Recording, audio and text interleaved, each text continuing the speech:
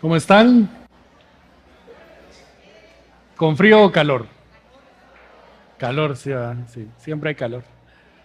Les voy a pedir, hermanos, si hay algún espacio ahí cerca de ustedes, si lo pueden hacer disponible. Todavía hay algunas personas ahí esperando espacios, así que les agradeceríamos si pueden, si tienen su bolsa o algo así por un lado. Chao. Gracias, muy amables. Y por favor sigamos orando por un espacio. Bueno, seguimos en nuestra serie todavía de Génesis. Y ya solo nos queda este domingo y el otro domingo y nos despedimos de Génesis. ¿Se recuerdan cuándo iniciamos Génesis? El año pasado, ¿cuándo? 8 de enero del 2023 iniciamos a estudiar Génesis.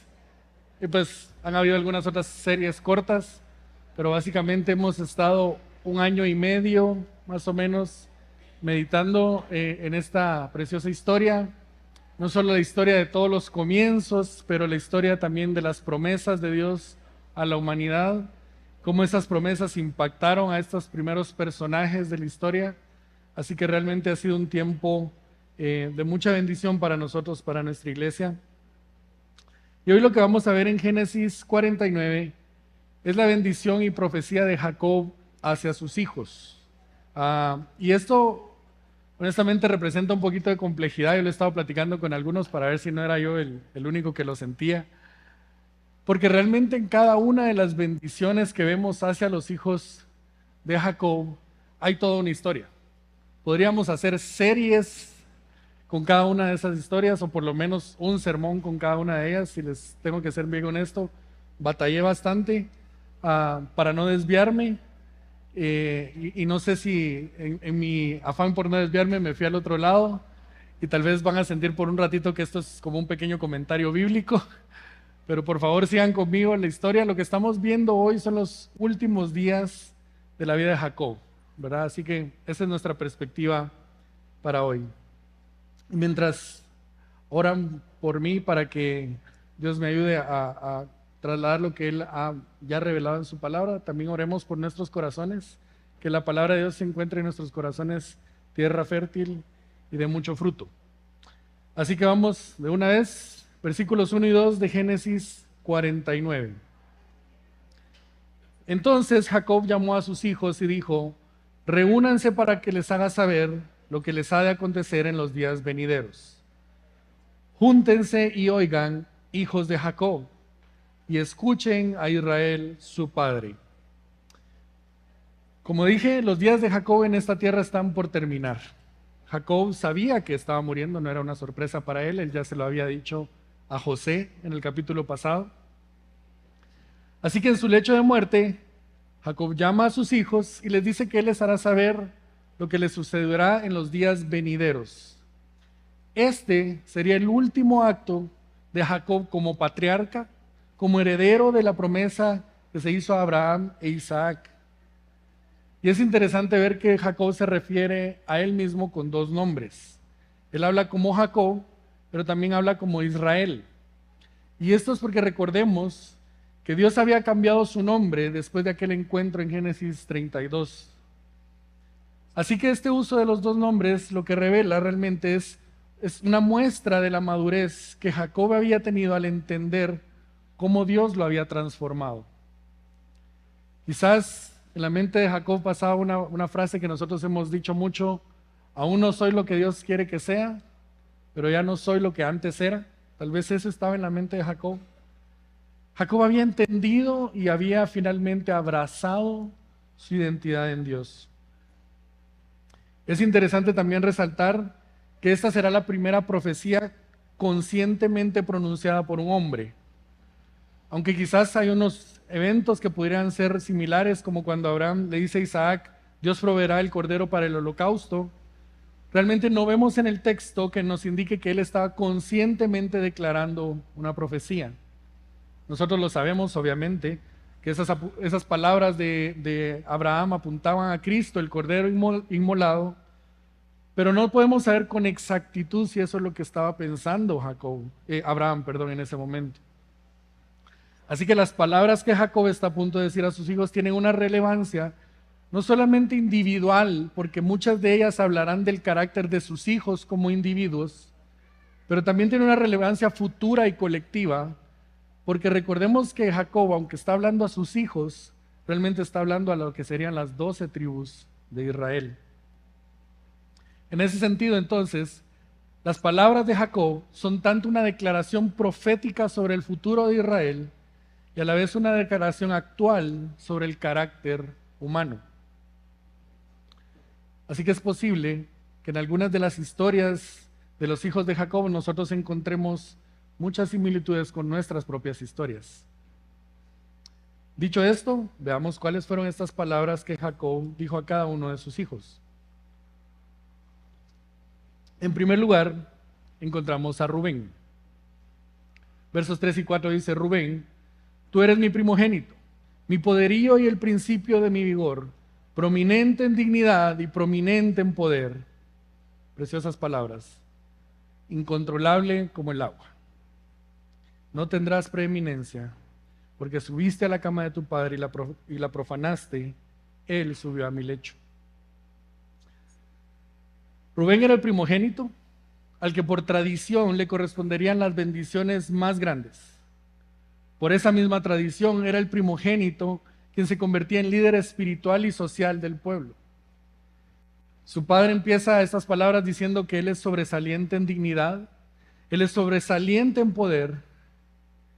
Y esto nos da la idea de que Rubén debía ser el líder de la siguiente generación. Él debía recibir las bendiciones más grandes de parte de su padre. Pero tristemente no fue así. A pesar de que era un hombre sobresaliente en dignidad y poder, Rubén era un hombre incontrolable como el agua. Y el agua, hermanos, tiene un poder increíble. Quizás nosotros tenemos a veces la ilusión de que podemos controlar el agua porque la metemos en unos garrafones por ahí y la controlamos. Y tenemos esta ilusión hasta que vas a la playa y te agarra un alfaque. ¿Alguien ha tenido esa experiencia? ¿Alguien sabe qué es el alfaque? Todos sabemos. Y alguien ha estado ahí metido un ratito en el alfaque. Bonito, ¿verdad? Tener la ilusión de que controlas el agua, de que te metes a la playa sin problemas hasta que te arrastra la ola y 2 semanas después seguís sacando arena de los oídos. Así de potente, así de incontrolable era Rubén. Y Rubén perdió todas las bendiciones de su primogenitura por esa falta de control. Porque por esa falta de control, Rubén termina acostándose con la concubina de su padre. Escuchen lo que dice Charles Spurgeon: un hombre puede tener grandes oportunidades y aún perderlas. Las pasiones incontroladas pueden convertir en muy pequeño a quien de otra manera hubiera sido grande. Y tú puedes revisar toda la historia de la tribu de Rubén y no vas a encontrar en la tribu de Rubén un gran líder, no hay ningún juez, no hay ningún rey, no hay ningún profeta. El orgullo, la inmoralidad y la falta de control marcaron no solo a Rubén, sino a toda la tribu que él representaba, todo el pueblo que él representaba. Un pecado pasado que sale nuevamente a la luz y sigue trayendo consecuencias para Rubén. Los siguientes en la lista: Simeón y Leví. Simeón y Leví son hermanos. Era obvio, ¿verdad? Sus armas, instrumentos de violencia. Directo. En su consejo no entre mi alma, a su asamblea no se una mi gloria, porque en su ira mataron hombres y en su terquedad mutilaron bueyes. Maldita su ira porque es feroz y su furor porque es cruel. Los dividiré en Jacob y los dispersaré en Israel. Otra vez, complicado el tema, ¿verdad? Lo que parecería ser un momento de bendición de Jacob hacia sus hijos se convierte realmente en una profecía dura para Simeón y para Leví. Y nuevamente un pecado pasado que sale a la luz y marca la vida de estos hermanos. ¿Recuerdan cuando Simeón y Leví vengaron la deshonra de Dina? Claro que el pecado cometido contra Dina necesitaba un castigo. Pero una cosa era vengar a su hermana y otra cosa era matar a todos los hombres de Siquem y encima de eso saquear toda la ciudad y todo lo que estaba en el campo. Simón y Leví eran violentos. Su gran pecado era la ira, y esta ira era pecaminosa porque únicamente se basaba en su voluntad propia. Eran tan iracundos no solo para matar a una persona, sino para destruir a un animal. Pero es interesante el final de la profecía hacia Simón y Leví, que dice: los dividiré en Jacob y los dispersaré en Israel. Porque para Simeón, esto significó que a pesar de ser una de las grandes tribus cuando salieron de Egipto, era una de las más numerosas, su tribu llegó a ser una de las más pequeñas después de un tiempo. Y no tuvo una tierra propia, sino que compartió las tierras de Judá. Pero para Leví, su tribu fue dispersa en todo Israel. Ellos tampoco recibieron una herencia. Pero a pesar de que las mismas palabras habían sido dichas para Simeón y para Leví, su destino fue diferente.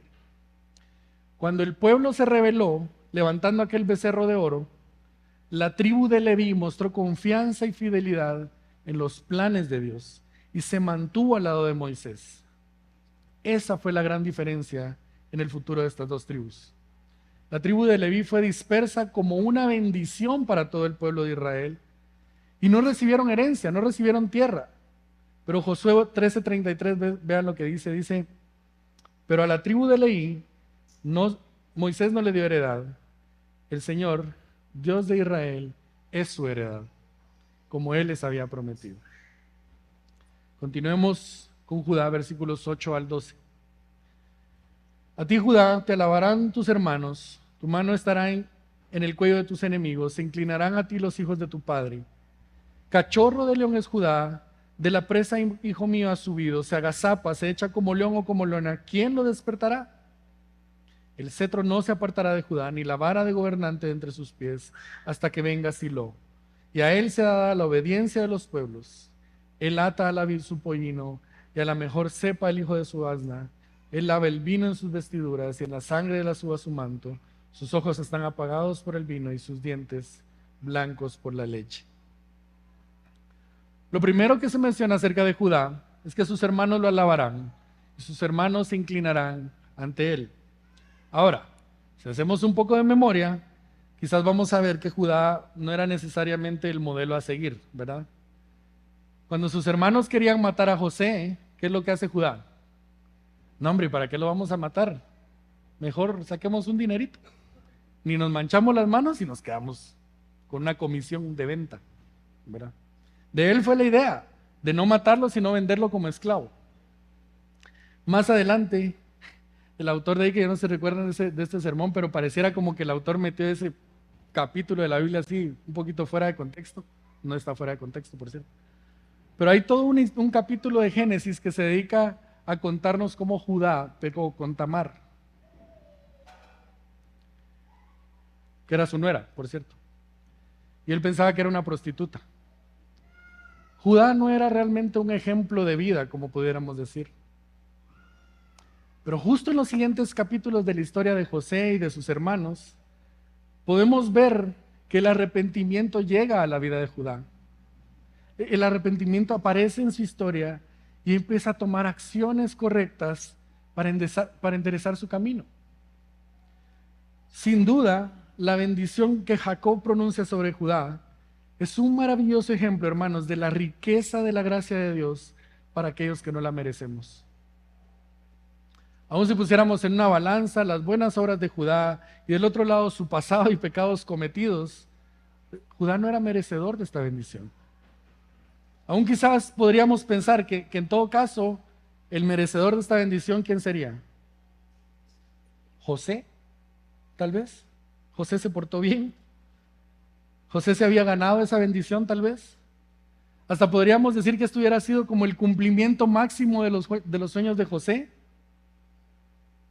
Pero Dios decide dar esta bendición a Judá, que no la merecía, pero que de alguna forma había mostrado arrepentimiento de su vida pasada.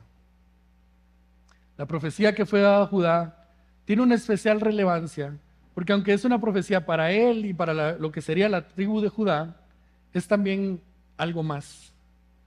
Porque esta es la primera vez en donde vemos una profecía mesiánica dada por un hombre.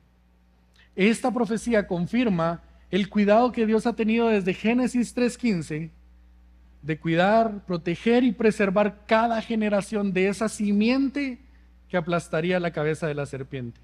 Escuchen lo que dice nuevamente Spurgeon. En una manera poderosa, esta profecía sobre Judá es una descripción del mayor descendiente de Judá, Jesucristo. El patriarca moribundo estaba hablando de su propio hijo Judá, pero mientras hablaba de Judá tenía su mirada en el Señor, quien salió de la tribu de Judá.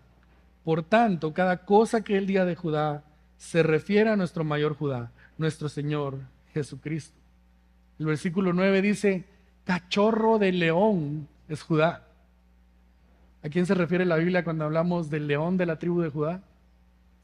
A Cristo Jesús, el Mesías.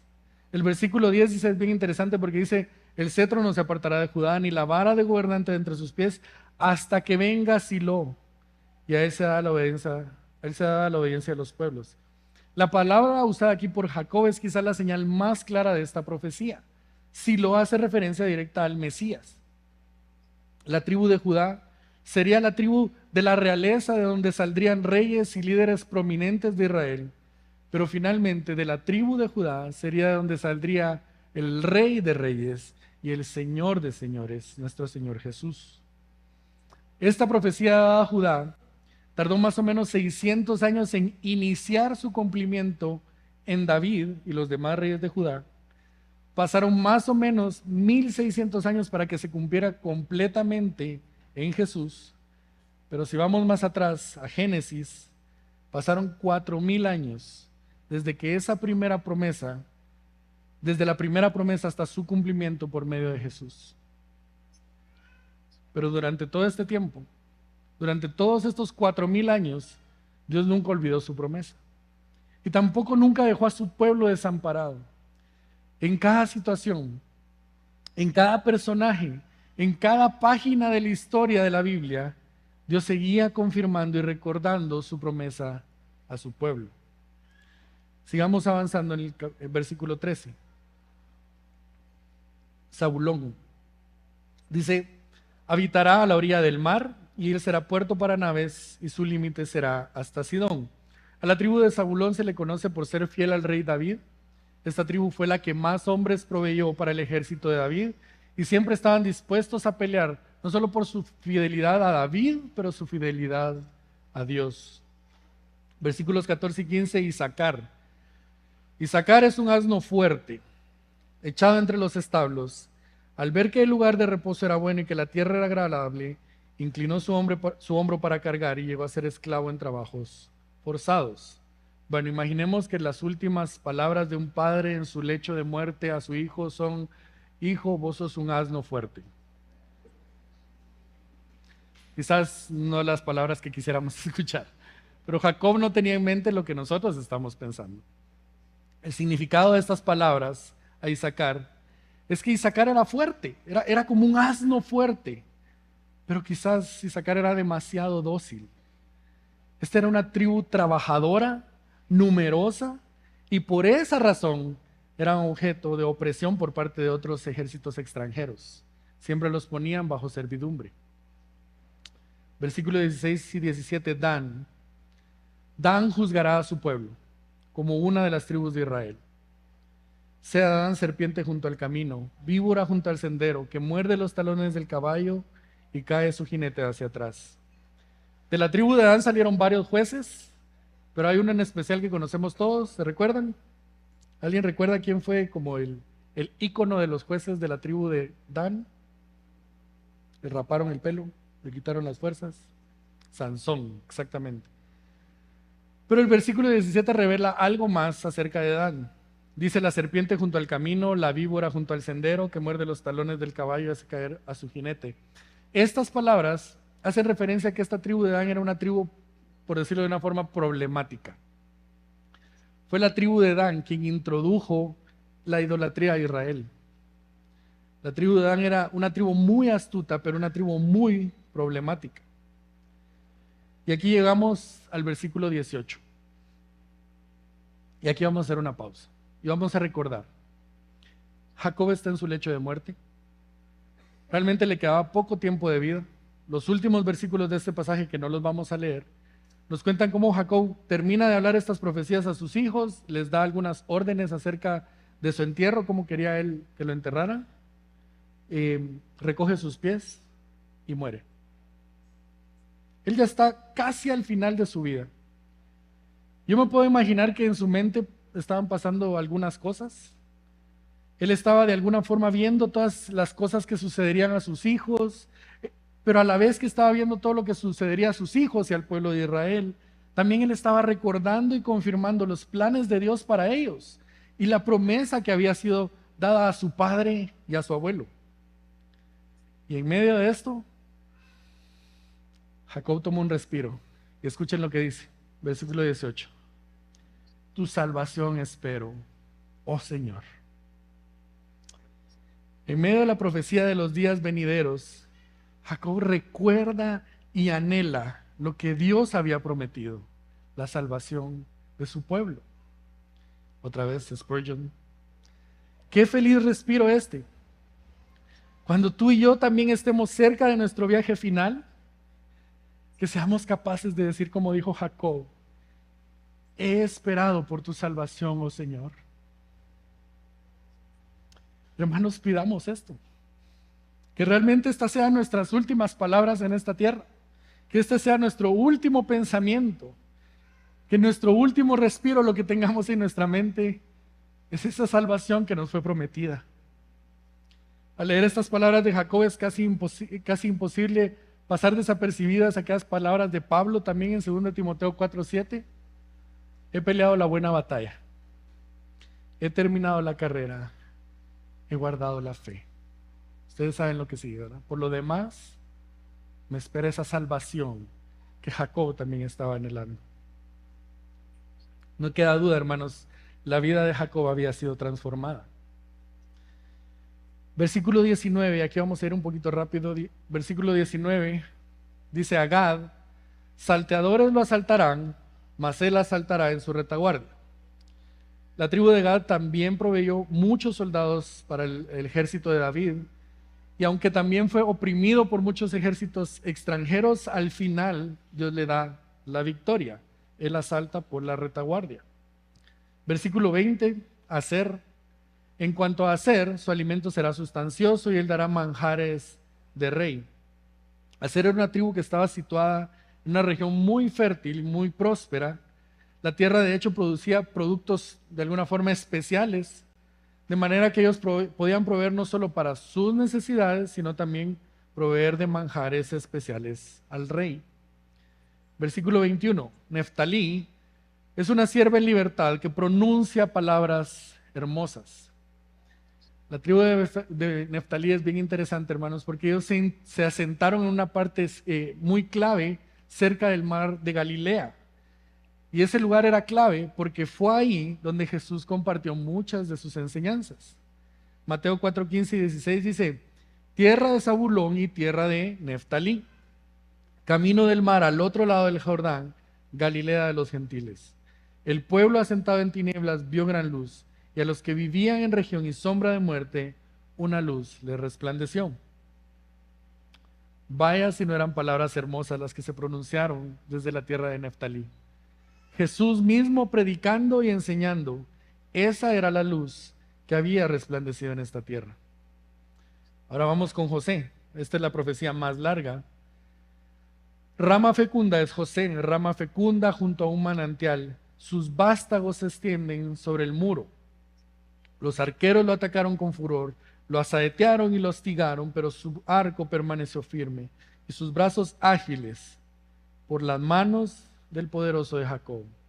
Por el Dios de tu Padre que te ayuda y por el Todopoderoso que te bendice, con bendiciones de los cielos arriba, con bendiciones de los abismos que está abajo, bendiciones de los pechos y del seno materno. Las primeras palabras de esta bendición a José nos recuerdan el capítulo anterior que estudiamos con Steven, que las bendiciones dadas a sus hijos. José había prosperado, era fructífero, y esto había alcanzado también a sus hijos. Pero en el versículo 23 y la primera parte del versículo 24 nos recuerdan aquellos momentos cuando José estuvo dentro de un pozo, cuando José es vendido como esclavo, cuando José es traído a Egipto como esclavo. Pero que a pesar de todas estas pruebas, a pesar de todas estas situaciones difíciles, a pesar de que sus hermanos habían querido acabar con su vida, José no solo había sobrevivido, sino que había prosperado.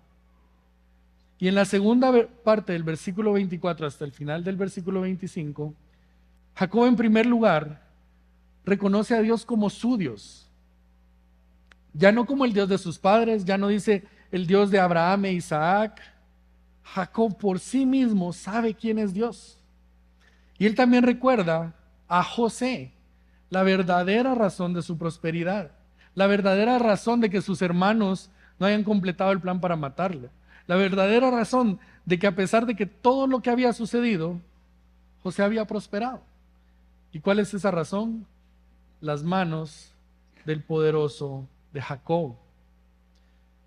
Por el Dios de tu Padre que te ayuda y por el Todopoderoso que te bendice, con bendiciones de los cielos de arriba, de los abismos que está abajo, de los pechos y del seno materno. José no sobrevivió porque él era el mejor soldado. José no sobrevivió porque él era buen estratega, porque tenía muchos recursos o porque tenía buena labia, porque hablaba bonito.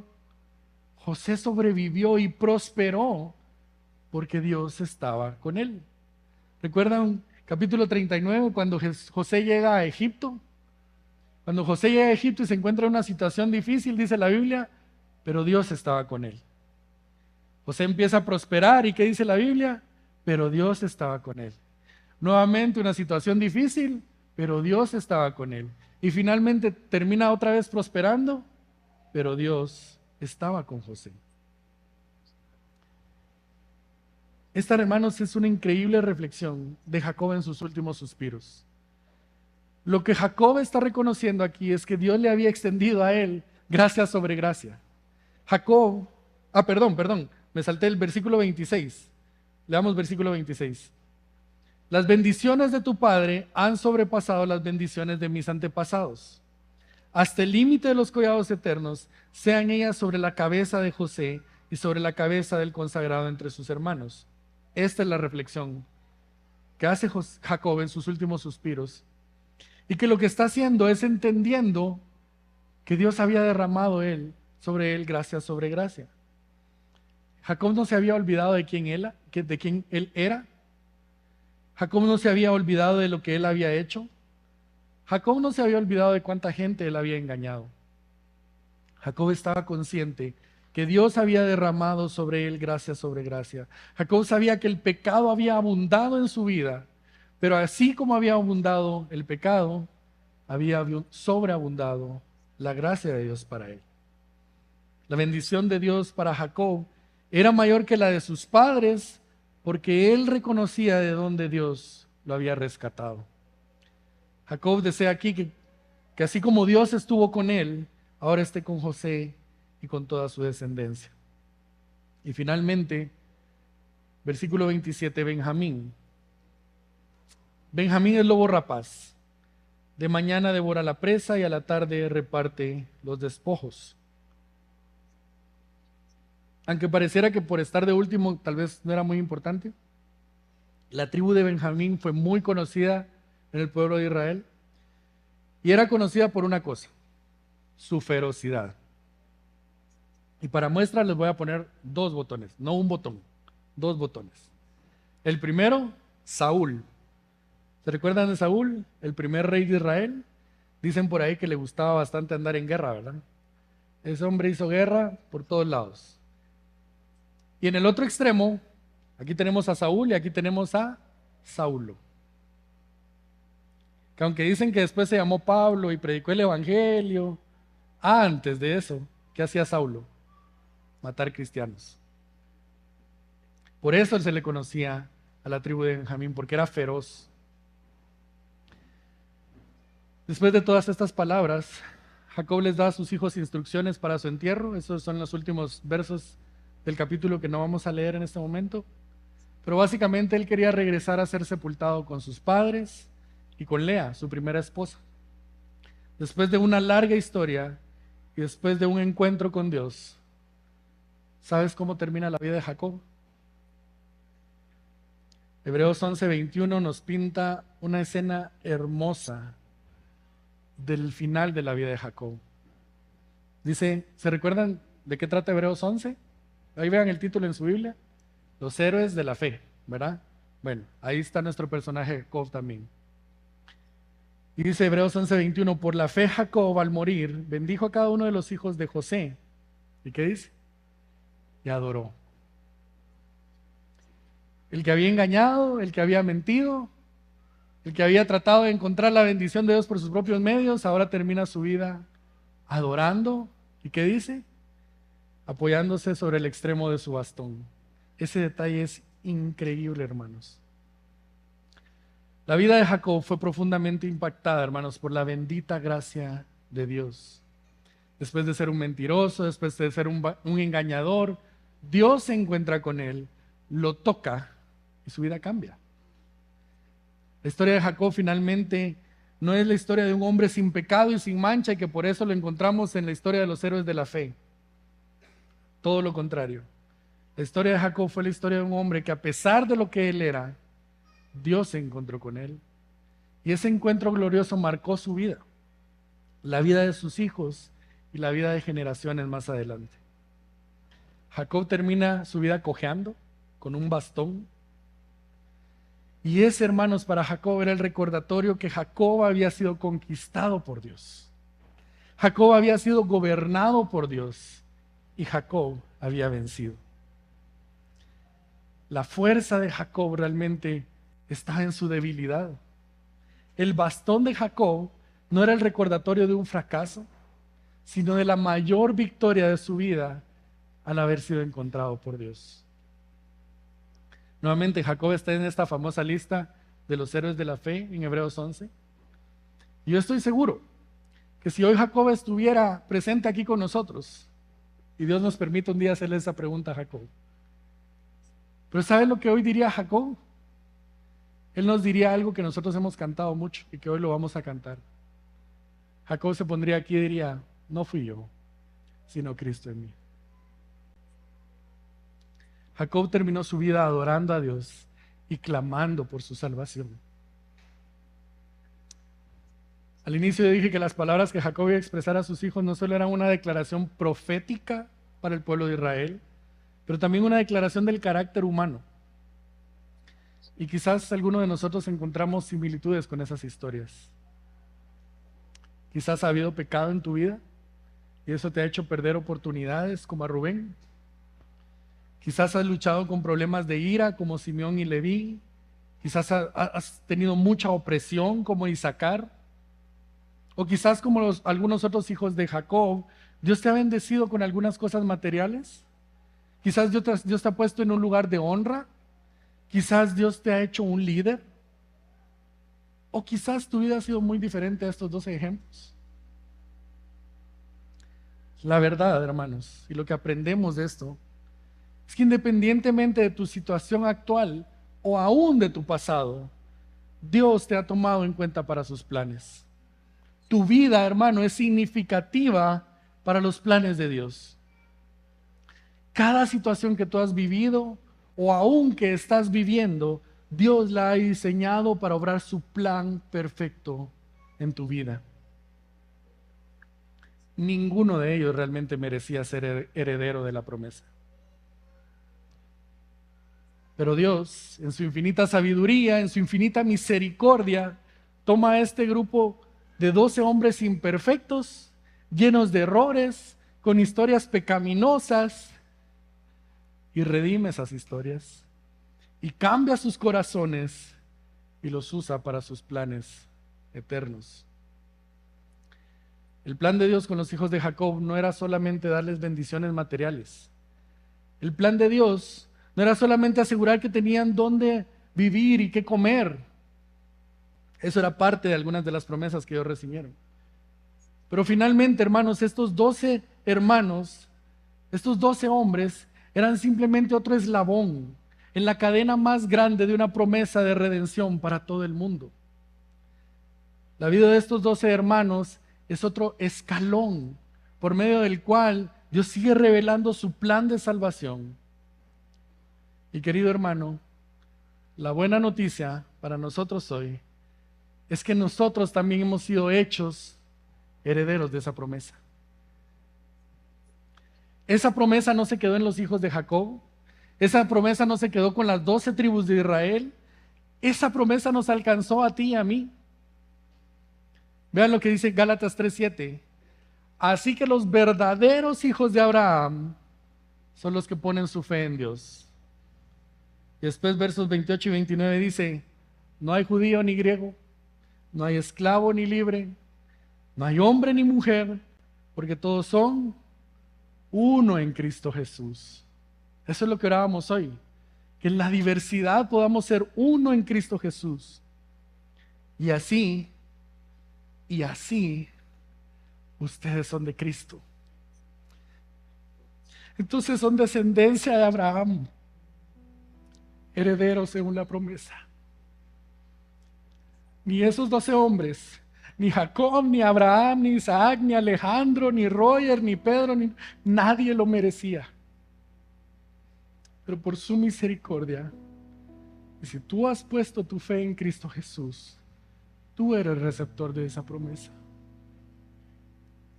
Las promesas y bendiciones materiales que los hijos de Jacob recibieron solo eran medios para que se cumpliera una promesa mayor. Y esto fue lo que Jacob clamó cuando estaba hablando con sus hijos. Tu salvación espero, oh Señor. Así que hoy, hermanos, tú y yo somos herederos de la mejor herencia. Tú y yo hemos recibido lo mejor que el Padre puede darnos. No hay nada mejor. No hay nada más grande que nuestro glorioso Salvador, Cristo Jesús. Les voy a invitar a que nos pongamos de pie.